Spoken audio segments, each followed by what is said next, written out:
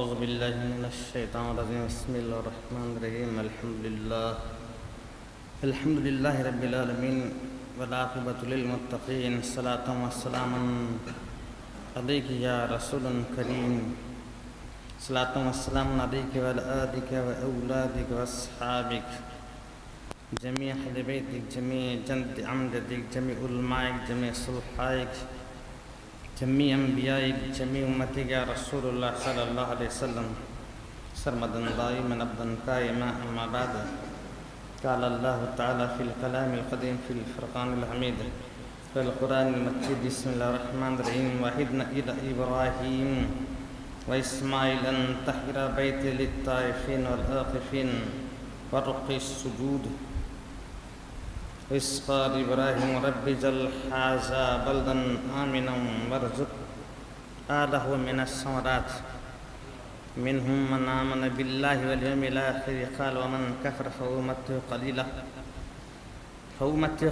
ثم اضطر إلى عذاب النار بئس المصير إذ يرفع إبراهيم القواعد من البيت وإسماعيل ربنا تقبل منا إنك أنت السميع العليم ربنا واجعلنا مسلمين لك من ذريتنا أمة مسلمة لك وأرنا مناسكنا وتب علينا إنك أنت التواب الرحيم صدق الله العلي العظيم صدق على رسوله النبي الكريم نحن على ذلك من الشاهدين والشاهدين إن الله ملائكته يصلون على النبي يا الذين آمنوا صلوا عليه وسلموا تسليما اللهم صل على سيدنا مولانا محمد وعلى سيدنا مولانا محمد وعلى وسلم صلاة وسلاما عليك يا رسول الله يا حبيب الله صلى الله عليه وسلم سرمدا دائما عبدا قائما اور ایک مرتبہ محبت رسول کے عالم میں بارگاہ رحمت للعالمین صلی اللہ علیہ وسلم میں حدیث درود پیش فرمائیں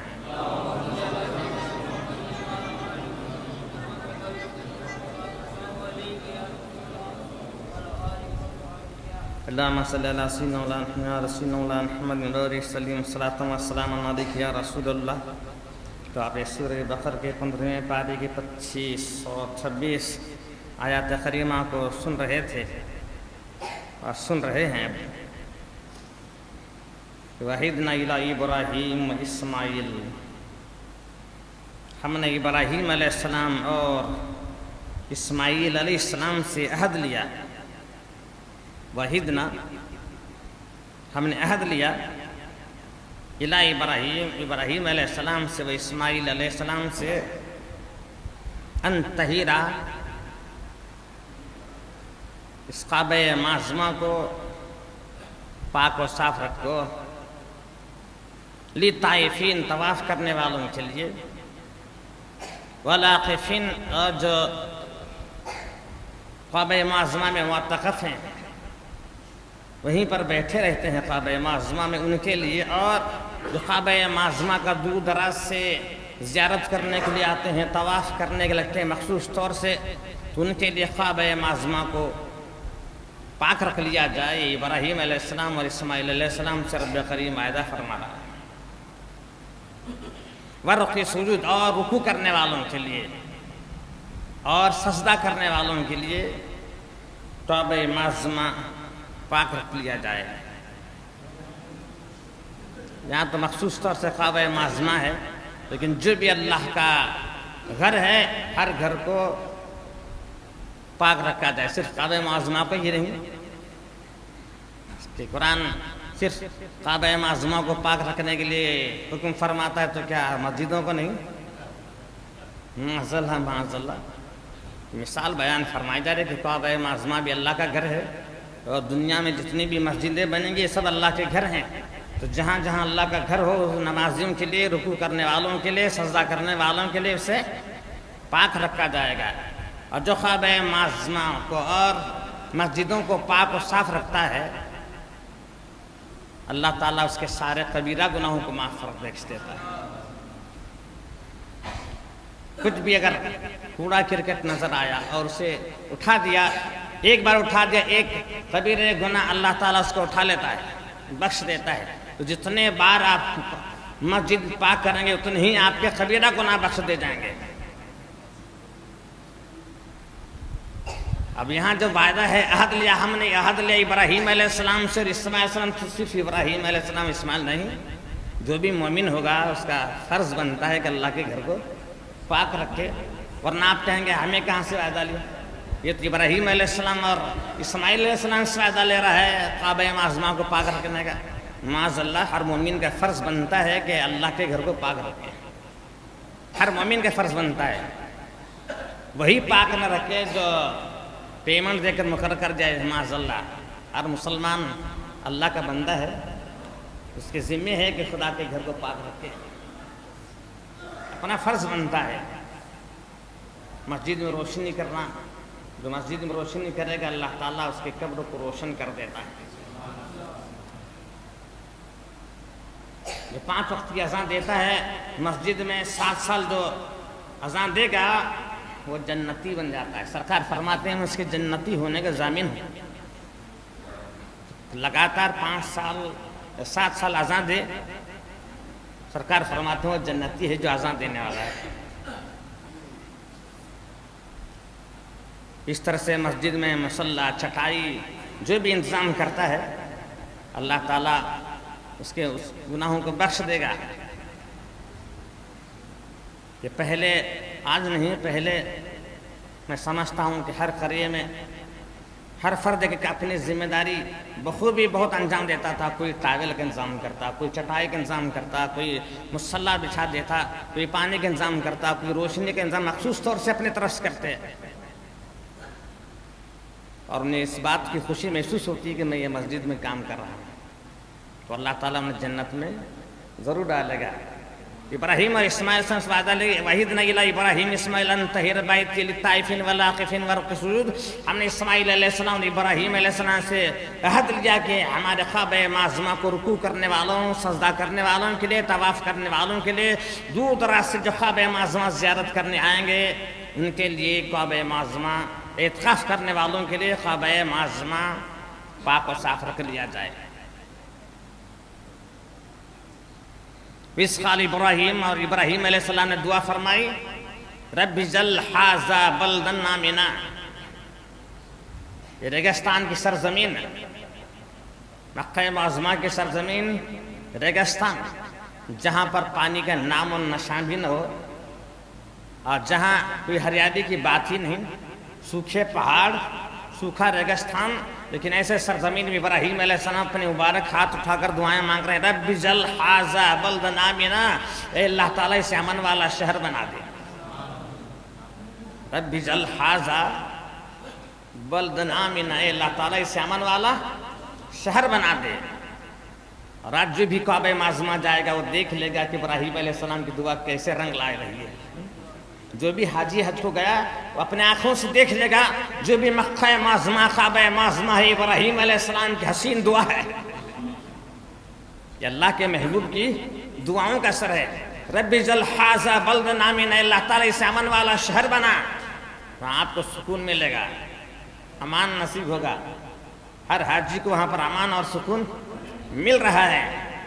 ھذا بلدا آمنا وارزق اہلہ من الثمرات، اور جو بھی یہاں رہنے والے ہوں گے انہیں پھلوں سے مالا مال فرما، وارزق اہلہ من الثمرات، پھلوں سے مالا مال فرما۔ اور کعبہ معظمہ میں آپ دیکھیں گے ہر موسم کا ہر پھل، ہر موسم میں کعبہ معظمہ میں آپ کو ملے گا۔ ہر جانور جو حلال ہے اس کا گوشت ملے گا، ہر قسم کی ترکاری آپ کو ملے گی، ہر قسم کے نعمتیں کعبہ معظمہ میں آپ کو میسر ہوں گی، حالانکہ وہاں کھیتی نہیں ہوتی، لیکن ہر پھل آپ کو ملے گا، بہترین سے بہترین پھل آپ کو کعبہ معظمہ میں نصیب ہوں گے۔ دعا ہے ابراہیم علیہ السلام کی، یہ دعا سیدنا ابراہیم علیہ السلام کی ہے۔ اس قال ابراہیم رب اجعل ھذا بلدا آمنا، اس امن والا شہر بھی بنا، وارزق، اور دے، رزق دے، اہلہ، یہاں پر آنے والوں کے لیے، رہنے والوں کے لیے، وارزق اہلہ من الثمرات، پھلوں، ثمر کے معنی پھل، ثمرات کے معنی پھل، جمع میں ہے، ثمر پھل، ثمرات پھل ہے، صرف سیب نہیں، جو بھی پھل ہوں گے اللہ تعالیٰ سارے پھلوں سے انہیں سے راہ فرما۔ سارے پھلوں سے، یہ تو ریگستان کی سرزمین ہے مولا، لیکن یہاں پر رہنے والوں کو سارے پھل نصیب فرما۔ منہم من آمن باللہ والیوم الآخر، جو ایمان لانے والے ہیں، اللہ تعالیٰ جو ایمان لانے والے ہیں انہیں عطا فرما، جو تجھ پر اور آخرت پر ایمان لائے انہیں عطا فرما۔ کافروں کے لیے ابراہیم علیہ السلام نے دعا نہیں مانگی لیکن مخصوص طور سے مانگی، اے اللہ تعالیٰ پھل انہیں عطا فرما، من آمن باللہ والیوم الآخر، جو آخرت پر اور اللہ پر ایمان لانے والے ہیں، مولا پھل انہیں عطا فرما۔ اس لیے مخصوص سے دعائیں مانگی جا رہی ہے ابراہیم علیہ السلام کی، اس لیے کہ جب رب کریم نے ارشاد فرما انی جاعلک للناس اماما، میں انسانوں کے لیے امام بنانے والا ہوں، ابراہیم علیہ السلام نے فرمایا ومن ذریتی، میرے اولاد میں پیدا فرما۔ رب کریم نے ابراہیم علیہ السلام سے فرمایا تھا قال انی جاعلک للناس اماما، میں سارے انسانوں کے لیے امام بنانے والا ہوں، تو وہاں ابراہیم علیہ السلام دعا مانگی تھی ومن ذریتی، مولا میرے اولاد میں، میرے اولاد میں۔ یہ امام سے مراد ہے محمد مصطفیٰ صلی اللہ علیہ وسلم۔ اے ابراہیم میرا محبوب پیدا ہونے والا ہے، میرا محبوب پیدا ہونے والا ہے، آپ بھی خلیل اللہ ہیں، آپ سے پہلی بھی جلیل القدر پیغمبر گزرے، لیکن ابھی میرا محبوب نہیں آیا، ابھی میرا محبوب میں نے پیدا نہیں فرمایا ہے، سارے انسانوں کے لیے میں سب کا امام ہوگا۔ قال انی جاعلک للناس اماما، ولیوں کا امام ہوگا، صدیقوں کا امام ہوگا، رسولوں کا امام ہوگا، فرشتوں کا امام ہوگا، جنت کا امام ہوگا، سب کا امام ہوگا، سب کا امام بنانے والا ہوں۔ کہ ابراہیم فرماتے ہیں اے اللہ تعالیٰ میری اولاد میں، ومن ذریتی، میری اولاد میں پیدا فرما۔ رب کریم ارشاد فرماتا قال لا ینال عہد الظالمین، یہ عہد ظالموں کو نہیں پہنچتا، جو ظالم ہوں گے انہیں میں پیدا نہیں ہوگا، ظالموں میں پیدا۔ آپ کی ساری اولاد کیسے ہو سکتا ہے کہ امام بنے؟ ہو سکتا ہے کہ آپ کی اولاد میں ظالم بھی پیدا ہوں، ہاں غدار بھی پیدا ہوں، گنہگار بھی پیدا ہوں، تو ہر آپ کی اولاد میں نہیں ہے، آپ کے اولاد میں پیدا تو ہوگا لیکن ساری اولاد نہیں ہوگا ضرور۔ ظالموں سے لیے ابراہیم علیہ السلام یہاں پر دعائیں مانگ رہے ہیں، کافروں کے لیے نہیں، اس لیے کہ رب نے فرمایا لا ینال عہد الظالمین، اس لیے آپ مخصوص طور سے فرمائے اللہ تعالیٰ انہیں عطا فرما جو ایمان والے ہیں، جو اللہ پر، تیری ذات پر اور آخرت پر ایمان لانے والے ہیں، انہیں پھلوں سے مالا مال مخوا۔ اور پھر ابراہیم قال ومن کفر،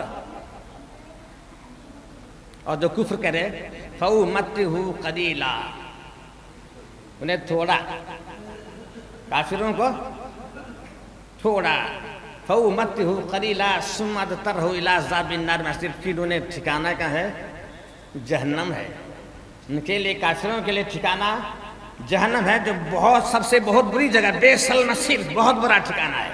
اللہ ہی جانے وہ کیسا ہے، اللہ جانے اور اس کا رسول جانے، ہم دیکھے ہی نہیں تو کیسے بولیں گے کیسا ٹھکانہ ہے؟ قرآن فرما رہا ہے برا ٹھکانہ ہے، ہم کیا جانے کیسا ہے؟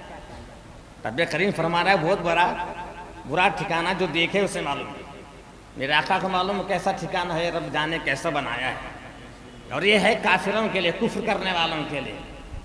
قال ومن کفر فَأُمَتِّهُ قَلِيلًا، دنیا میں تھوڑا اور آخرت میں کیا ہے انہیں جہنم ہے۔ پھر اللہ اِذْ يَرْفَعُ إِبْرَاهِيمُ الْقَوَاعِدَ مِنَ الْبَيْتِ وَإِسْمَاعِيلُ، اور جب ابراہیم علیہ السلام اور اسماعیل علیہ السلام نے کعبہ معظمہ کی دیواروں کو بلند فرمایا، اس نے انداز دیکھیے علماء اکرام کی علم پر، سمجھ بوجھ پر جانے قربان، ایمان قربان۔ وَإِذْ يَرْفَعُ إِبْرَاهِيمُ الْقَوَاعِدَ مِنَ الْبَيْتِ، اسماعیل، ابراہیم علیہ السلام نے اور سیدنا اسماعیل علیہ السلام نے کعبہ معظمہ کی دیواروں کو بلند فرمایا۔ یرفع کی معنی ہے بلند فرمایا۔ جب یہ قرآن یہ فرما رہا ہے ابراہیم علیہ السلام نے اور اسماعیل علیہ السلام نے کعبہ معظمہ کی دیواروں کو بلند فرمایا، تو پتہ چلا کہ کعبہ معظمہ اس سے پہلے موجود ہے، کعبہ معظمہ کا بیس پہلے موجود ہے، اس کی اساس موجود ہے، وہاں پر کعبہ موجود ہے، اس لیے بلند فرمانے کا ذکر ہو رہا ہے۔ یہ نہیں بیان ہے کہ کعبہ معظمہ کو از سر نو تعمیر کیا گیا، یہ کعبہ معظمہ کو پہلی بار تعمیر نہیں، دیواروں کو بلند فرمایا۔ قرآن فرمایا ابراہیم علیہ السلام اور اسماعیل علیہ السلام نے کعبہ معظمہ کو بلند فرمایا۔ الگ الگ علماء اکرام کی الگ الگ روایتیں ہیں کہ کعبہ معظمہ کتنی بار بنا اور کب بنا، کتنی بار بنا، کب بنا۔ یہ تو ہے سب سے پہلے اللہ تعالیٰ جب فرشتوں سے ارشاد فرما رہا تھا کہ میں میرا خلیفہ بنانے والا ہوں، دنیا کے بننے سے پہلے، اس دنیا کے بننے سے پہلے رب کریم نے جب ارشاد فرمایا کہ میں میرا خلیفہ بنانے والا ہوں، تو فرشتوں نے کہا تھا اللہ تعالیٰ مت بنا، یہ تو زمین میں جا کر فساد مچائے گا، خون ریزی کرے گا۔ اگر تو عبادت تیرا مقصد ہے تو ہم عبادت کرنے کے لیے تیار ہیں، تسبیح پڑھنے کے لیے، تیری حمد بیان کرنے کے لیے، تیری تقدیس کے لیے، تیری پاکی بیان کے لیے ہم حاضر ہیں، پھر کیوں خلیفہ بنا رہا ہے؟ رب کریم نے چاہتا میں بنانے والا ہوں۔ تو فرشتوں نے ناراضگی کا اظہار فرمایا تو رب کریم فرشتوں پر ناراض ہوا، بنانے والا میں ہوں، بنانے والا میں ہوں، اور آپ بول رہے ہیں خون ریزی کرے گا۔ یہ کریشن تو میرا ہے، تخلیق میری ہوگی، بناوٹ میری ہوگی، بنانے والا خالق میں ہو اور میری تخلیق پر نام انگلی۔ رب کریم فرشتوں سے ناراض ہوا۔ جب رب کریم فرشتوں سے ناراض ہوا تو رب کریم کے عرش کے آس پاس سارے فرشتے طواف کرتے تھے اور رب سے معافی مانگتے تھے، سارے فرشتے طواف کرتے تھے اور رب سے معافی مانگتے تھے۔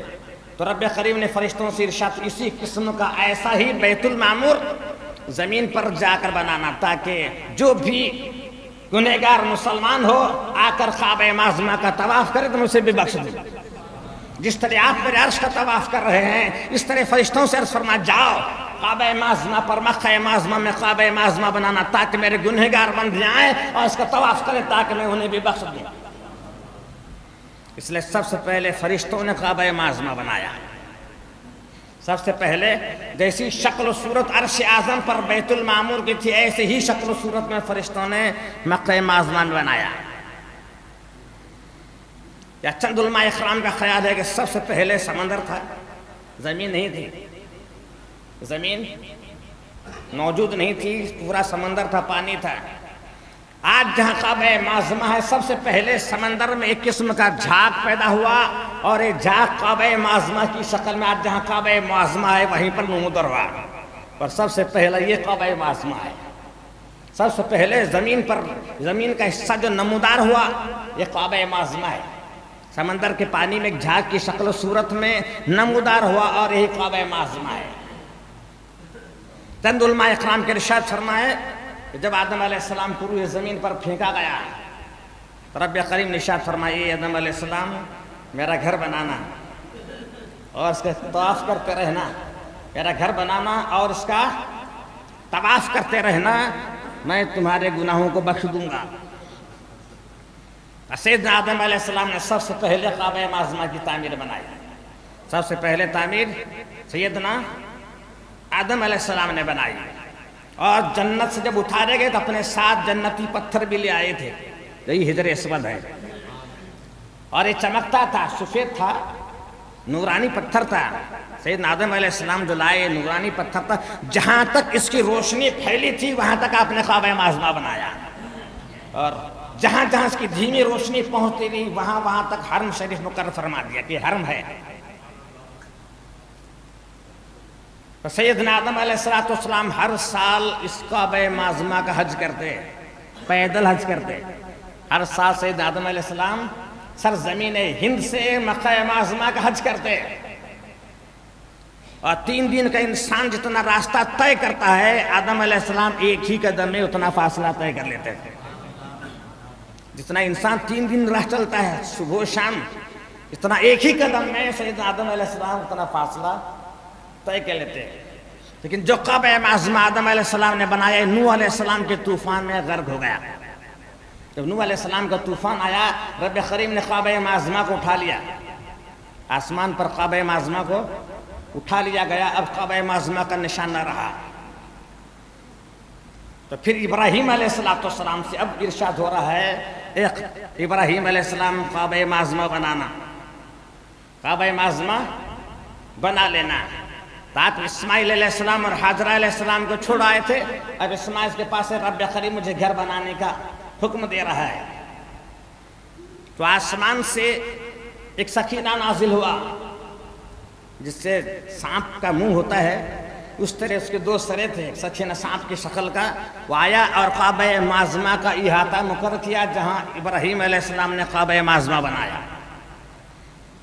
اب کعبہ معظمہ بنا رہے تھے تو ایک پتھر پر کھڑے ہو کر جیسے جیسے ابراہیم علیہ السلام کو ضرورت پیش آتی تھی وہ پتھر اونچا بھی ہوتا تھا اور نیچا ہوتا تھا. اگر اونچا جانا پڑا تو اونچا ہو جاتا تھا, اور نیچے جانا پڑتا تو پھر پتھر نیچا ہو جاتا تھا.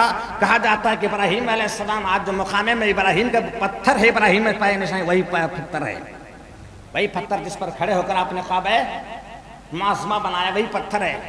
اور پھر جب دیواریں بلند ہو گئی, آپ نے سیدنا اسماعیل علیہ السلام سے فرمایا ایک سفید چمکتا ہوا پتھر لانا تاکہ میں اسے نصب کروں, کعبہ معظمہ میں نصب کروں.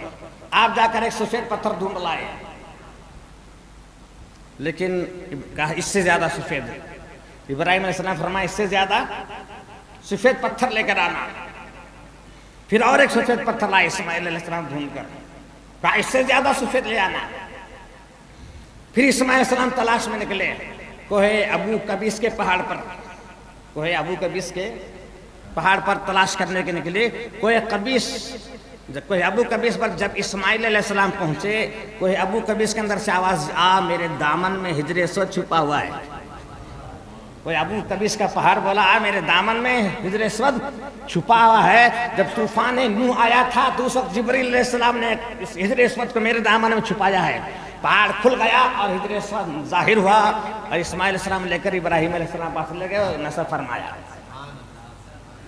اور جب کعبہ معظمہ مکمل ہوا, کعبہ معظمہ مکمل ہوا, وَإِذْ إِبْرَاهِيمُ الْقَوَاعِدُ مِنَ الْبَيْتِ اسماعیل, دونوں نے کعبہ معظمہ کی دیواروں کو مکمل فرمایا. کعبہ مکمل ہوا. ربنا تقبل منا انک انت السمیع العلیم, اے اللہ تعالیٰ تو سننے والا اور جاننے والا ہے, ہماری جانب سے قبول فرما, ہماری جانب سے قبول فرما. بہت سارے نکات اس میں ظاہر ہوتے ہیں. کعبہ معظمہ مکمل ہوا. کعبہ معظمہ نیکی کام ہے, بہت بڑی نیکی کام ہے, نیکی کام ہے نہیں. کعبہ معظمہ بنانا نیکی کا کام ہے یا گناہ کا کام ہے؟ اور بنانے والے 2 جلیل القدر پیغمبر ہیں, ایک اللہ کا خلیل ہے اور دوسرا ذبیح اللہ ہے. ایک خلیل اللہ ہے, ایک ذبیح اللہ, 2 پیغمبر سے بنا رہے ہیں, اپنے دست مبارک سے بنا رہے ہیں. کعبہ معظمہ تو مکمل ہوا. مکمل ہونے کے بعد میں دونوں مل کر رب کی بارگاہ میں دعائیں مانگ رہے ہیں. ربنا تقبل منا, اے اللہ تعالیٰ اسے قبول فرما ہماری طرف سے. ربنا تقبل منا انک انت, بے شک تو سننے والا ہے اور جاننے والا ہے, ہماری جانب سے اسے قبول فرما. تو ہر نیک کام کرنے کے بعد میں رب کی بارگاہ میں دعا مانگنی چاہیے کہ اللہ تعالیٰ اسے قبول فرما, اسے قبول فرما. تو معلوم ہے ہر نماز کے بعد میں دعا ہے, فرض نماز کے بعد میں بھی دعا ہے, اور سنت اور نفلوں کے بعد میں بھی دعا ہے. فرض نماز کے بعد میں دعا ہے اللہ تعالیٰ اسے قبول فرما, نفل سنتیں پڑھ لے, پھر دعا ہے کہ اللہ تعالیٰ اسے, سنت نماز بھی پڑھی, نفل بھی پڑھی, سو بھی پڑھی, اللہ تعالیٰ اسے کیا کر, کیوں نیکی کے کام کے بعد میں دعائیں مانگی جا رہی ہیں کہ اللہ تعالیٰ اسے کیا کر. کیا تمہیں معلوم اللہ تعالیٰ قبول کرے یا نہ کرے؟ خیرات تو کی, تجھے کیا معلوم اللہ تعالیٰ قبول فرمایا؟ زکوٰۃ ادا کیا, قربانی ادا کیا, کیا تجھے معلوم ہے اللہ تعالیٰ قبول فرمایا؟ سجدہ کیا, قرات کیا, سب کیا, لیکن کیا تجھے معلوم؟ اس لیے رب کی بارگاہ میں دعا بھی مانگنی چاہیے, یہ اللہ تعالیٰ سے کیا کر قبول فرمائے. ربنا تقبل منا انک انت السمیع العلیم, اللہ تعالیٰ بے شک تو سننے والا اور جاننے والا, اسے قبول فرما. اب کعبہ معظمہ تعمیر ہونے کے بعد ابراہیم علیہ السلام سے مخصوص طور سے رب حکم دے رہا ہے, وَأَذِّن بِالنَّاسِ بِالْحَجِّ, ابراہیم علیہ السلام سارے انسانوں کو حج کی دعوت دو. وَأَذِّن بِالنَّاسِ بِالْحَجِّ, سارے انسانوں کو, قیامت تک آنے والے. ابراہیم علیہ السلام کے پیریڈ کے نہیں, کون سے انسانوں کو دعوت دو ہے؟ وَأَذِّن بِالنَّاسِ بِالْحَجِّ, ابراہیم علیہ السلام سارے انسانوں کو حج کی دعوت دینا، جو پیدا ہوئے ہیں ان کو بھی، ابھی پیدا ہونے والے قیامت تک ان کو بھی، جو پیدا ہوئے ہیں ان کو بھی، جو پیدا ہونے والے ہیں ان کو بھی۔ جا کر یہ جبل ابو قبیس کے پہاڑ پر پہنچے ابراہیم علیہ السلام۔ مولا کیا میری آواز ساری دنیا والوں تک پہنچ سکتی ہے؟ میری آواز کتنی بڑی ہے، میری آواز کتنی بڑی ہے کہ قیامت تک پیدا ہونے والے سنیں، جو زندہ ہیں ابھی جو زندہ ہے وہ تو سنیں گے، محلے والے تو سنیں گے، مولا پوری دنیا میں، اور جو پیدا نہیں ہے قیامت تک کتنے پیڑیاں کتنے پشتیں چلیں گی، انہیں بلاؤں دعوت کو کیسے دے سکتا ہوں؟ سیدنا ابراہیم علیہ السلام نے فرمایا، رب کریم نے فرمایا آواز دینا تمہارا کام ہے، پہنچانا ہمارا کام ہے۔ آواز دینا تمہارا کام ہے، پہنچانا ہمارا کام ہے۔ جبل قبیس پر ابراہیم علیہ السلام پہنچے، جس پہاڑ پر کعبہ معظمہ اپنے تعمیر اسی پہاڑ کو لے گئے، اور ایک پہاڑوں سے اونچا ہو گیا، پتھر پہاڑوں سے اونچا ہو گیا، اور ساری دنیا کو ابراہیم علیہ السلام کے پاس سمیٹا گیا، جیسے دسترخوان، جس طرح سامنے دسترخوان ہوتا ہے اس طرح ساری دنیا کو سمیٹا گیا۔ اس وقت ہی نہیں، قیامت تک آنے والے ساری روحوں نے سن لیا، قیامت تک آنے والے پیدا ہونے والے سارے انسانوں نے، مسلمان نہیں۔ قرآن ارشاد اذن بالناس بالحج، سارے انسانوں کو دعوت دینا، ایمان والوں کو نہیں، اذن بالناس بالحج، سارے انسانوں کو کعبہ معظمہ کا جانے کی دعوت دینا۔ ابراہیم علیہ السلام نے دعوت دی، اور رب کریم نے جو ابھی پیدا ہوئی نہیں، اس کا باپ بھی پیدا نہیں، دادا بھی نہیں، پردادا بھی نہیں، اکڑ دادا بھی نہیں، چکر دادا بھی نہیں، ٹکر دادا بھی نہیں، پیدا ہوا کان بھی نہیں، آنکھ بھی نہیں، وجود ہی نہیں، وجود ہی نہیں ہے۔ انہوں نے ابراہیم علیہ السلام کی آواز سنے، میں بھی سنا، آپ بھی سنے، آپ بھی سن لے ہیں، میں بھی سنا۔ جس نے یس کہا اسے حج نصیب ہوا، اور جو سن کر خاموش رہا وہ بے حج رہا۔ جو بھی حاجی حج کو گئے ہیں انہوں نے ہاں کہا تھا، جو بھی اس مجلس میں حاجی موجود ہیں انہوں نے آواز سن کر یس کہا تھا، ہاں تو حاجی بنے۔ جس نے 2 بار کہا اسے 2 بار حج نصیب ہوا، جس نے 3 بار ہاں کہا اسے 3 بار، جس نے 10 بار کہا اسے 10 بار، جس نے 50 بار کہا اسے 50 بار، جس نے 100 بار ہاں کہا اسے 100 بار حج نصیب ہوا۔ ابھی کان بھی نہیں، دادا بھی نہیں، اکڑ دادا بھی نہیں، چکر دادا بھی نہیں، ٹکر دادا بھی نہیں، پشتوں کے پشتے نہیں، تب اگر یہ سن سکتا ہے تو غوث اعظم آج کیوں نہیں سن سکتے؟ ابراہیم علیہ السلام کی آواز نہ جانے کون کون کہاں ہوگا، چین میں، رشیا میں، جرمن میں، امریکہ میں، لندن میں، پیرس میں، کہاں کہاں کون پیدا ہونے والا، کس کس خطے میں، کرناٹک میں کہ مہاراشٹر میں کہ تمل ناڈو میں کہ میگھالیہ میں، کہاں کہاں کہ نیپال میں ہے کہ تریپورہ میں ہے، ہمالیہ کی پہاڑ پر ہے، کہاں کہاں انسان بستا ہے، وہاں وہاں ابراہیم علیہ السلام کی آواز پہنچی۔ جو روح پیدا نہیں تھی وہ تب سن سکتی ہے، تب پیدا ہونے کے بعد میں کیوں نہیں سن سکتی؟ تب سن سکتی ہے، ابھی پیدا نہیں تب روح سن سکتی ہے، پیدا ہونے کے بعد میں، مرنے کے بعد اس کی روح پاورفل ہو جاتی ہے، پیدا ہو کر مرنے کے بعد اس کی روح بہت پاورفل ہو جاتی ہے۔ اس لیے کہ جنگ بدر میں سرکار دو عالم نے سماعت فرمایا ہے، جنگ بدر ختم ہو گئی، ابو جہل پڑا ہوا تھا، میرے آقا پہنچے وہاں پر، میں نے جو بتایا تھا وہی ہوا۔ ابو جہل سے کہا تھا جو تو کیا اس کا فروٹ تجھے مل رہا ہے، جو تو کیا تو اس کا فروٹ مل رہا ہے۔ صحابہ ساتھ میں ہیں، وہاں بھی نہیں ہے، صحابی ساتھ میں ہیں۔ میرے آقا کے ساتھ کون ہے؟ صحابہ ہیں، صحابی ساتھ ہیں، وہاں بھی نہیں ہیں۔ اور بول کسے رہے ہیں؟ سرکار کسے بول رہے ہیں؟ ابو جہل کو بول رہے ہیں۔ کون سے ابو جہل کو بول رہے ہیں؟ مردہ کے زندہ؟ مردہ ابو جہل، جس کی گردن کٹ گئی ہے، جس کی گردن کٹ گئی ہے، بازو کٹ گئے ہیں، وہ بے حس و حرکت پڑا ہوا ہے، لہو لہان ہے۔ اس سے میرے آقا فرما رہے ہیں جو تو کیا اس کا پھل تجھے ملا۔ کیا نہیں بولتا تھا میں جو بولتا تھا وہ دیکھ رہا ہے، میں جو بولتا تھا تو دیکھ رہا ہے۔ صحابہ نے ارشاد فرمایا کیا رسول اللہ سنتا ہے؟ کیا یہ سنتا ہے؟ مسلمان نہیں، کون ہے؟ کافر ہے، مکے کے کافروں کا سردار، اسے سرکار بول رہے ہیں اور صحابہ پوچھ رہے ہیں کیا سنتا ہے؟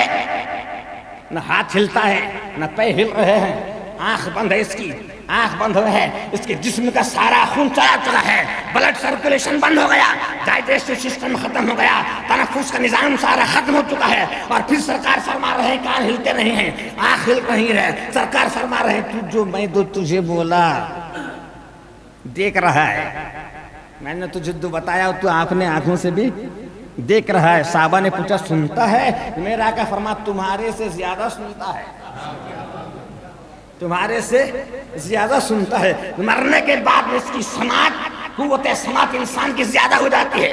جب کافر کی ہو گئی تو مسلمانوں کا کیا عالم؟ جب کافر سن رہا ہے تو ایمان والے کی سماعت کا کیا عالم ہوگا؟ ایک عام مسلمان کا عالم ہے تو غوث اعظم کا کیا عالم ہوگا؟ امام اعظم کا کیا عالم ہوگا؟ صدیق اکبر کا کیا عالم ہوگا؟ نبیوں کا کیا عالم ہوگا؟ اور میرے محبوب مصطفیٰ کا عالم کیا ہوگا؟ یہ کافروں کا سردار سن رہا ہے تو آپ درود و سلام پڑھیں تو میرے آقا نہیں سنتے؟ ابو جہل سن رہا ہے تو کیا میرے آقا نہیں سنتے؟ بے شک سنیں گے، بے شک سن لگے۔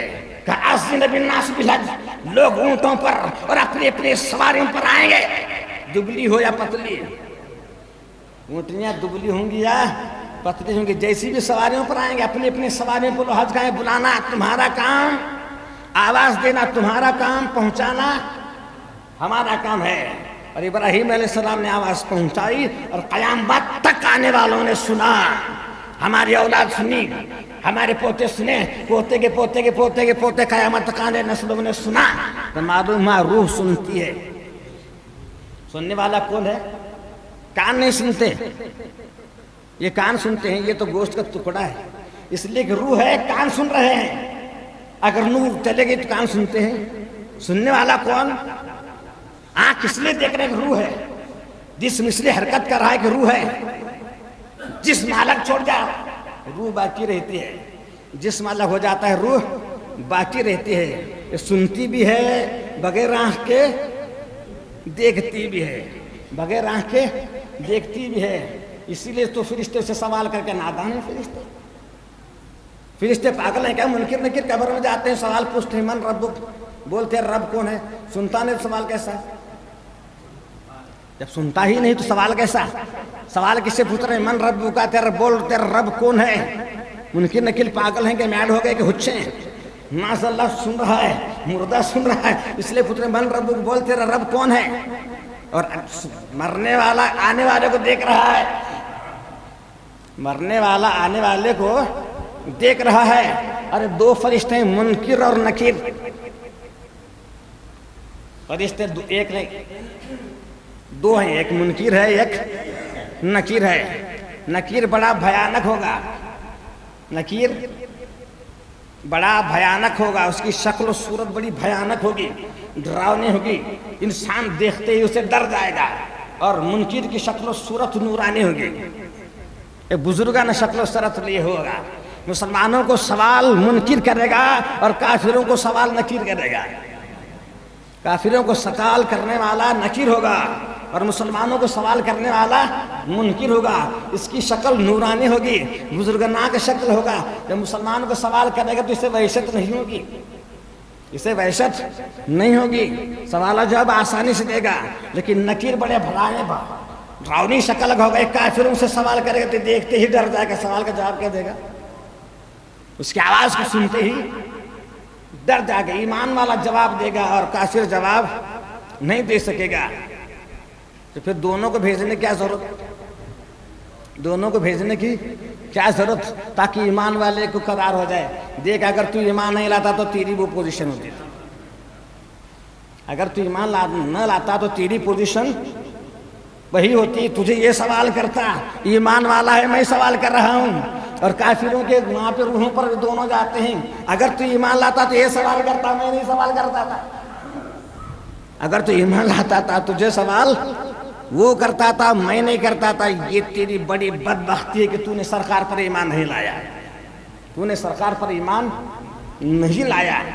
تو قرآن فرمایا جب بلند کی دیواروں کو یرفع ابراہیم القواعد من البیت اسماعیل ربنا تقبل منا انک انت السمیع العلیم، کہ اللہ تعالیٰ سے کیا کر، قبول فرما۔ ابراہیم علیہ السلام کے زمانے کے بعد مکہ معظمہ میں بارش گری اور کعبہ معظمہ کی دیواریں منہدم ہو گئیں۔ سرکار مبعوث ہو چکے ہیں۔ قریش کعبہ معظمہ بننے لگے۔ ایک بڑا زہریلا سانپ جب کعبہ معظمہ باندھ رہے تھے تو آڑے آڑے آتا تھا اور انہیں باندھنے نہیں دیتا تھا۔ سارے قریش والوں نے دعا کہ اللہ تعالی ہم صرف تیرا گھر بنانا چاہتے ہیں اور یہ سانپ آڑے آ رہا ہے، تو رب کریم ایک بڑا پرندہ بھیجا جو سانپ کو اٹھا کر لے جا کر پھینک دیا۔ اب کعبہ معظمہ کی دیواریں بننے لگی۔ ہجر اسود کو نصب کرنے کے وقت آیا، ہر خاندان والا کہتا تھا کہ ہمارا فرض ہے، حق ہمارا ہے۔ قریش کے الگ الگ خاندان تھے، عرب کے خاندان الگ الگ تھے، ہر خاندان والا کہتا تھا حق ہمارا ہے، ہم رکھیں گے ہجر اسود کو، ہم رکھیں گے۔ جھگڑے کی نوبت آئی، تلواریں چلنے ہی والی تھیں۔ پھر سب نے فیصلہ کر لیا کہ کل صبح جو پہلے آئے گا وہ جو فیصلہ دے گا ہم اسے مانیں گے۔ کل جو صبح کو پہلے آئے گا وہ جو فیصلہ دے گا ہم اس کی بات مانیں گے۔ سرکار دو عالم وسلم بھی کعبہ معظمہ کی تعمیر میں خود بذات خود موجود تھے۔ دوسرے دن سب کو نیند لگ گئی اور سب سے پہلے آنے والا شخص میرے آقا تھے۔ سب پر نیند غالب کر دی گئی اور دوسرے دن سب سے پہلے میرے آقا دو عالم صلی اللہ علیہ وسلم آئے۔ آپ نے فرمایا اچھا اپنی چادر مبارک بچھا دی۔ سرور کونین صلی اللہ علیہ وسلم نے اپنی چادر مبارک بچھا دی اور سب قافلے والوں نے، سب خاندان والوں نے چادر پکڑی۔ کہا سب پکڑ لینا۔ ہجر اسود کو اس میں ڈال دیا اور کہا سب خاندان والے سب کو چادر پکڑیں گے اور کعبہ معظمہ پر جا کر ہجر اسود کو نصب کریں گے۔ جھگڑا ختم ہو گیا۔ معلوم نہیں چادر کتنی لمبی ہوگی۔ سرکار کی چادر جب پھیلائی تو نہ جانے کتنی لمبی ہوگی، اللہ ہی جانے اور رسول جانے اور اس وقت دیکھنے والے جانے۔ سنا کہ کرسی میں کسی نے پوچھا سیدہ ماں صاحب سے کتنی زمین جتنی میری چادر؟ بس میری جتنی چادر ہے اتنی زمین دینا۔ بچھا دیا تو لمبی کے لمبی ہو گئی۔ ماں صاحب کی چادر اتنی لمبی ہو سکتی ہے تو سرکار چادر بچھا دے، کتنی لمبی ہوئی ہوگی؟ سارے مکہ معظمہ والا ہر فرد پکڑا ہوا ہوگا۔ مکہ معظمہ کا ہر فرد پکڑا اور لے جا کر نصب کیا اور کوئی جھگڑے کی بات آئی نہیں۔ یہ میرے سرکار کا کمال ہے۔ ابھی نبوت کے اظہار نہیں ہوا، ابھی رسالت کے اظہار نہیں ہوا، یہ میرے سرکار کے لڑک پن کا عالم ہے۔ یہ میرے سرکار کے لڑک پن کا عالم ہے کہ منصف بن کر فیصلہ فرما دیا جا رہا ہے۔ اور جب دیواریں منہدم ہو گئی پھر کعبہ معظمہ کی دیواریں بن گئی، کعبہ معظمہ بن گیا۔ لیکن دوبارہ اسے پھر ظالموں نے حملہ کیا اور اس کی دیواریں گر گئیں تو حجاج بن یوسف کے پہلے عبداللہ ابن زبیر نے اسے بنایا۔ حضرت عبداللہ ابن زبیر نے اسے بنایا۔ ان کی خالہ ہیں حضرت ام المومن عائشہ رضی اللہ تعالیٰ عنہ۔ حضرت عبداللہ ابن زبیر ام المومن سے پوچھتے تو کہا یہ جو کعبہ معظمہ کی عمارت ہے جیسے کعبہ معظمہ پہلے تھا ویسے نہیں ہے۔ جو پہلے کعبہ معظمہ تھا اسے شرقی بھی، مغرب کی طرف بھی دروازہ تھا اور مشرق میں بھی دروازہ تھا۔ حضرت عبداللہ ابن زبیر نے جو بنایا اور کہا آگے اور 7 فٹ بڑا کعبہ تھا تو عبداللہ ابن زبیر نے اسے دوبارہ بنایا، ایک دروازہ مشرق میں ایک دروازہ مغرب میں، اور دروازہ اونچے پر رکھا تاکہ بت کی پوجا کرنے والا جا کر وہاں پر بت نہ رکھیں، اسے اونچا کیا گیا ہے دروازہ۔ مشرق سے لوگ اندر داخل ہوتے تھے اور مغرب کے دروازے سے نکل جاتے تھے۔ آج حاجیوں کو وہاں پر اجازت نہیں ہے، لیکن پہلے دور میں جو زیارت کرنے جاتے تھے مشرق کے دروازے سے اندر جاتے تھے اور مغرب کے دروازے سے باہر نکل جاتے تھے۔ جب حضرت عبداللہ ابن زبیر شہید ہو گئے اور حجاج بن یوسف بادشاہ بنا، یہ دشمن تھا عبداللہ ابن زبیر کا۔ حجاج بن یوسف عبداللہ ابن زبیر کا دشمن تھا، اس نے کعبہ معظمہ کو گرا دیا اور پہلے جیسا تھا پھر ویسا بنا دیا، پہلے جیسا تھا پھر ویسا بنا دیا۔ اور جب پھر ہارون رشید کا دور آیا تو ہارون رشید نے علماء اکرام کو بلایا، جس میں امام مالک بھی تھے، کہا میں کعبہ معظمہ کو ایسا ہی بنانا چاہتا ہوں جیسے عبداللہ بن زبیر نے بنایا. اس لیے کہ ام المومنین عائشہ نے بیان فرمایا تھا کہ سرکار نے جو حلیہ بیان فرمایا تھا اس کے مطابق کعبہ معظمہ بنایا تھا، میں اسی طرز پر کعبہ معظمہ کو بنانا چاہتا ہوں. امام مالک جتنے بھی اس وقت علماء اکرام تھے، ہارون رشید بلایا اور کہا میں اس طرز پر کعبہ معظمہ بنانا چاہتا ہوں. تو امام مالک نے ہارون رشید نے سے کہا اب جو کعبہ معظمہ ہے اسے رہنے دے، اب جو کعبہ معظمہ ہے اسے رہنے دے، اگر تو گرا کر اسے بندے گا ہر بادشاہ آتا جائے گا اور کعبے کو گرا کر دوسرا بنتا جائے گا، اس کی عزت نہیں رہے گی، کعبہ معظمہ کا وقار نہیں رہے گا، ادب اور احترام نہیں رہے گا. اس لیے ہر جو بادشاہ آئے گا جس کے پاس پیسہ ہوگا اپنے اپنے انداز پر بنتا جائے گا، اس کی اہمیت باقی نہیں رہے گی. چنانچہ ہارون رشید نے جو ہی اسے چھوڑ دیا. جو بھی حتیم ہے وہ کعبہ معظمہ کے احاطے میں شامل ہے. کسی بھی حتیم کی دیوار ہے جسے یہاں پر نماز پڑھا جاتا ہے، یہ بھی کعبہ معظمہ کے احاطے میں شامل ہے. وہاں تک کعبہ معظمہ تھا تو وہاں نماز پڑھنا گویا کعبہ معظمہ کے اندر پڑھنا ہے. کعبہ معظمہ کے شمال میں حتیم کا علاقہ ہے، وہاں نماز پڑھنا گویا کعبہ معظمہ کے اندر پڑھے جیسا. اس لیے لوگ وہاں پر 2 رکعت نماز پڑھنے کے لیے ٹوٹ مرتے ہیں. تو قرآن فرمایا دعا ابراہیم علیہ السلام اے اللہ تعالیٰ سے کیا کر قبول فرما، اور پھر دعا مانگے ربنا وجعلنا من المسلمین ومن ذریۃ امۃ مسلمۃ، اے اللہ تعالیٰ ہمیں مسلمانوں میں، ایمان والوں میں، تیری بارگاہ میں سر خم کرنے والوں میں شامل فرما.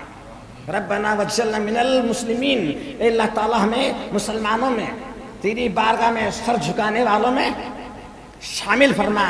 ومن ذریۃ، اور ہماری اولاد کو بھی، اور ہماری اولاد کو بھی. وارینا مناسکنا، اور حج کے ارکان بتا دے، سارے حج کیسا ادا کر دیا جائے، اس کے سارے ارکان اس کے ادائیں ہمیں تعلیم دے تاکہ ہم حج صحیح طریقے سے کر سکیں. وارینا مناسکنا وتب الینا فانک انت التواب، ہمیں توبہ کی توفیق نصیب عطا فرما، بے شک تو توبہ قبول فرمانے والا اور ہم فرمانے والا ہے. اللہ تعالی ہمیں کعبہ معظمہ کی زیارت کرنے کی صحیح توفیق رشید عطا فرمائے، اور ہر مسلمان کو حاجی بنائے. جو غریب ہیں انہیں اتنا مال دے اللہ تعالیٰ کہ حج جا سکیں، اور جن کے پاس مال ہے اللہ تعالیٰ ان کے دل میں صحیح نیت پیدا کرے گی تاکہ وہ کعبہ معظمہ کی زیارت اور ساتھ ساتھ مدینہ منورہ کی زیارت کر سکیں. اللہ تعالیٰ ہمیں اس دولت سے دوبارہ مالا مال فرمائے. وآخر الدعوانا الحمد للہ رب العالمین.